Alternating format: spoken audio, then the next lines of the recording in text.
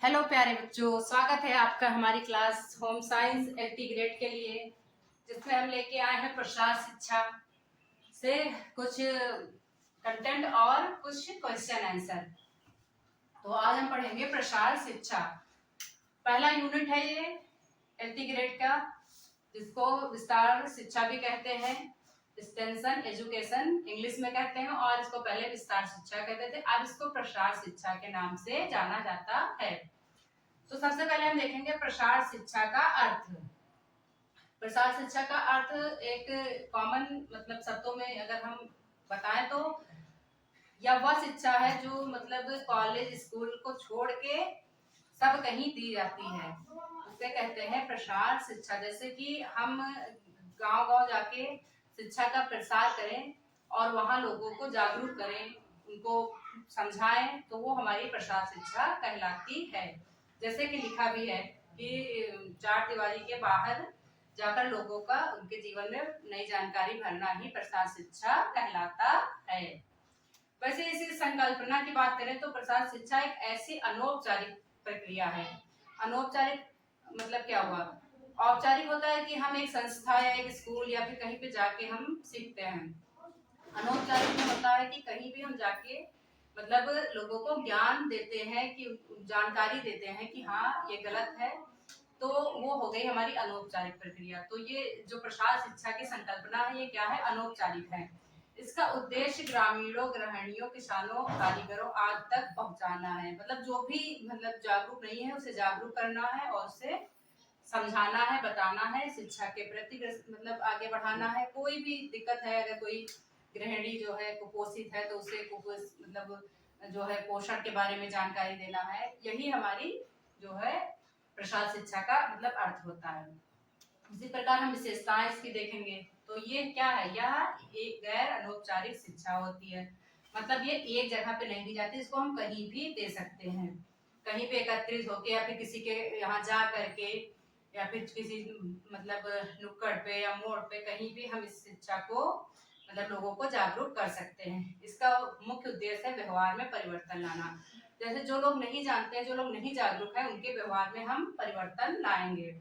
यह जीवन उपयोगी शिक्षा है, यह जीवन के लिए उपयोगी है, यह समाज के लिए खुली होती है। क्यों खुली होती है? क्योंकि इसमें कोई वो नहीं है कि हम मतलब इसमें बच्चा भी पढ़ सकता है, बूढ़ा भी पढ़ सकता है, किसी जाति का भेद नहीं होता, इसलिए इसे खुली शिक्षा कहा गया है। यह कार्य के माध्यम से सीखने पर विश्वास करती है, यह खुद कार्य करवाती है उसके बाद में सिखाती है, इसीलिए यह कार्य के माध्यम से सिखलाती है। बच्चों अगर आप नोट करना चाहें तो इसे नोट कर सकते हैं। बाकी अब इसके आगे हम आपको बताएंगे कि इसके उद्देश्य क्या क्या है।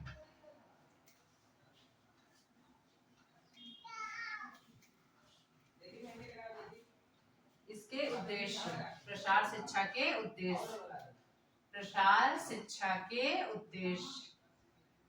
तो इसका उद्देश्य जैसा कि पहला उद्देश्य हो गया इसका कि यह जो है लोगों के जीवन स्तर को बेहतर बनाती है। मतलब जो लोगों का, जैसे कि हम लोगों को जाके समझाते हैं तो उनका जो जीवन स्तर होता है वो बदलता है, तो ये लोगों के जीवन स्तर को बेहतर बनाती है, जीवन स्तर को बेहतर बनाती है।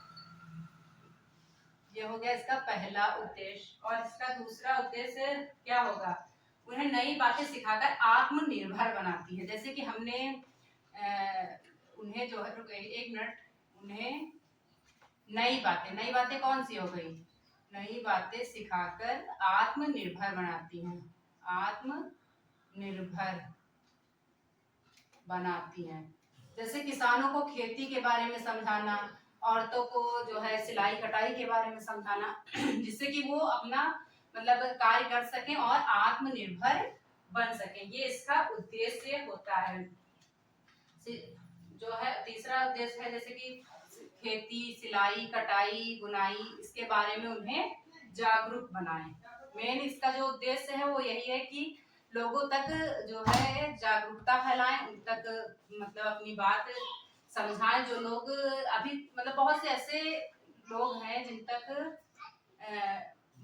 मतलब जो स्कूल कॉलेज नहीं जा सकते हैं, उन तक जानकारी को फैलाना ही प्रसार शिक्षा का मुख्य उद्देश्य है। तो यह एक जरूरी शिक्षा है क्योंकि हर किसी को स्कूल और कॉलेज जाने का मौका नहीं मिलता है, जिससे कि यह घर घर जाके लोगों को ज्ञान देती है। दोस्तों मैं आपके लिए कुछ क्वेश्चन आंसर लेके आई हूँ, तो आप उन्हें भी देखिए।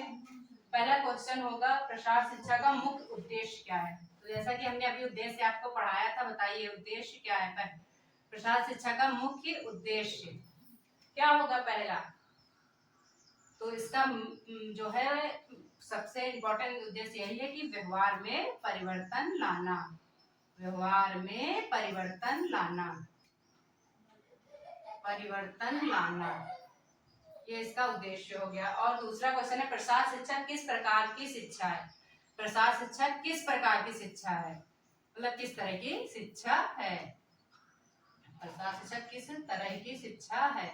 तो यह जो है एक गैर अनौपचारिक शिक्षा है। कौन सी शिक्षा है? गैर अनौपचारिक शिक्षा है, अनौपचारिक शिक्षा है।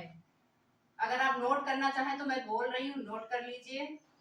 और अगला आपका होगा क्वेश्चन जो है, भारत में प्रसार शिक्षा को सबसे पहले किसके माध्यम से बढ़ावा मिला था? मतलब ये भारत में जब आई तो इसको किस चीज के माध्यम से मतलब बढ़ावा, मतलब इसकी बढ़ोतरी हुई? तो इसको बढ़ावा जो है किसके माध्यम से मिला? सामुदायिक विकास कार्यक्रम के माध्यम से, सामुदायिक विकास कार्यक्रम के माध्यम से, विकास कार्यक्रम के माध्यम से। ठीक है। अब तीसरा क्वेश्चन आपका होगा, प्रसार शिक्षा का लाभ किसे मिल सकता है? बताइए इसका लाभ जो है किसे किसे मिल सकता है? जो इसका लाभ है प्रसार शिक्षा का, ये किसे मिल सकता है?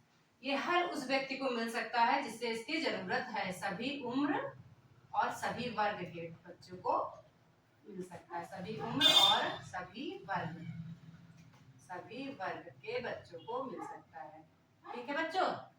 अगला क्वेश्चन आपका है, प्रसार शिक्षा एक संस्था पर दी जाती है? मतलब इसका कहना है कि क्या प्रसार शिक्षा एक संस्था पर दी जाती है? तो यहाँ पे कई संस्थाओं का नाम लिखा होगा, तो आपको यहाँ पे नहीं करना है कि नहीं, ये एक संस्था पर नहीं दी जाती है। घर घर या गांव गांव या ग्रामीण बस्तियों में जा जाकर ये शिक्षा दी जाती है। बच्चों अगर वीडियो पसंद आई हो तो लाइक सब्सक्राइब करें और बेल आइकॉन जरूर दबाएं, जिससे कोई भी वीडियो छूटे नहीं। धन्यवाद।